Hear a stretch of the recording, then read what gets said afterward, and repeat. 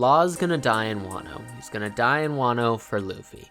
Now before I go into this video, I want to talk a little bit about the inspiration behind this video and how I came to this. So I already had this theory for quite a long time in my mind. I just couldn't figure out the ways to properly write this story. And I came across this article depicting the same thing in the storyline of what I wanted to talk about, but I think they did this masterfully that there's no way I couldn't share their content with you guys. So without further ado, I'm gonna go into it and what they talk about and throw in a little bit of my opinion and my ideas based off of this and some of the research that I've done myself. So without that, welcome into the video, guys. Portuguese D Ace. So Ace was killed off after he was released because when he found the answer to the question, should I have been born? Which is what he set out for when he went out to sea in the first place. We see this when he's fighting Whitebeard, when he's fighting Jinbei, he welcomes Whitebeard, and obviously he's reluctant at first, but there's some real warmth to that, and that's why he bears the Whitebeard flag on his back. With this, though, this ends his journey, and Oda made a remarkable ending to Ace by killing him off, because from a story standpoint, leaving Ace alive would serve no purpose, and also because it completes Ace as a character. Now, why do I bring up Ace? Because the only other character I think that fills this condition is Trafalgar D. Water Law. Why do I say this? Why do I think this? Law has taken down Doflamingo and his legacy, and as far as we know, he has no journey out at sea. At least, no journey out at sea left for him. Thus, his only remaining purpose from a character standpoint may be to revive Luffy if Luffy dies in Wano, or to give Luffy motivation to get stronger with his death. I'm not insisting on the method in which he dies, but I'm certain that he will die, which would complete his character. Because if we look at the journey, he was introduced, he saves Luffy for a reason, which is kind of vague still, why he went out to the Marineford War and he came in and he saved him.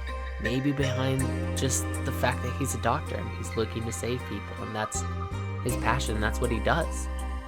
We go into the story, we see him at Punk Hazard, and there he's kind of a double agent where he's working for Doflamingo, but he's not really, and he talks to Luffy about taking down a Yonko, Kaido. Now in that journey he says there's like a 33% chance of that being likely, and in that he says we gotta take out the smiles, we gotta take out the factories, we gotta take out the fruits already being manufactured, we gotta take out Doflamingo, this will anger Kaido, boom, we have it his attention, we'll take down Kaido. That's the story. Now moving on, let's talk about him. What does he have on him?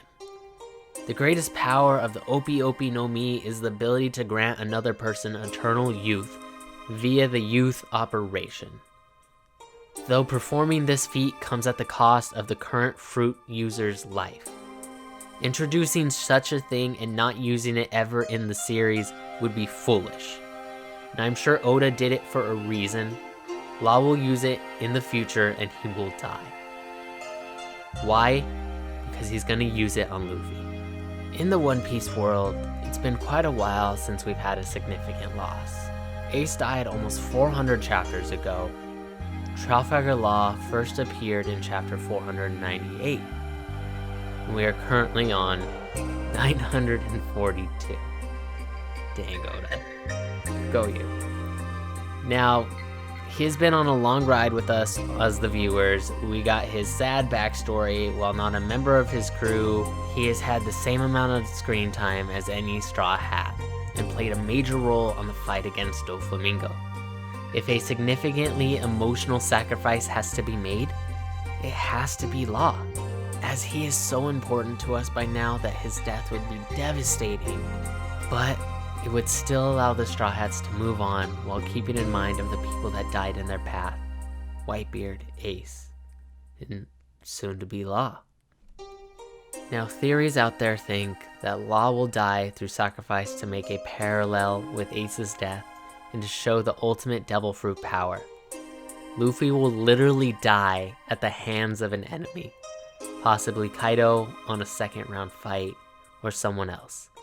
And Law will use his power not to give him eternal youth, but to bring him back to life, so he can fulfill Law's final goal of bringing down Kaido on the 3rd round. Seeing this will give us a once-in-a-lifetime opportunity to see the Straw Hats' devastating reaction to see their own captain literally dead, along with ours.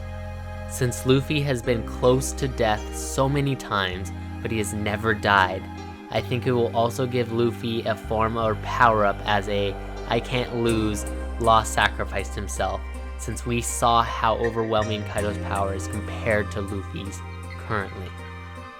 A whole event like this would make the Wano arc intensity go up above the clouds, and Oda himself has hyped this arc so much. Later.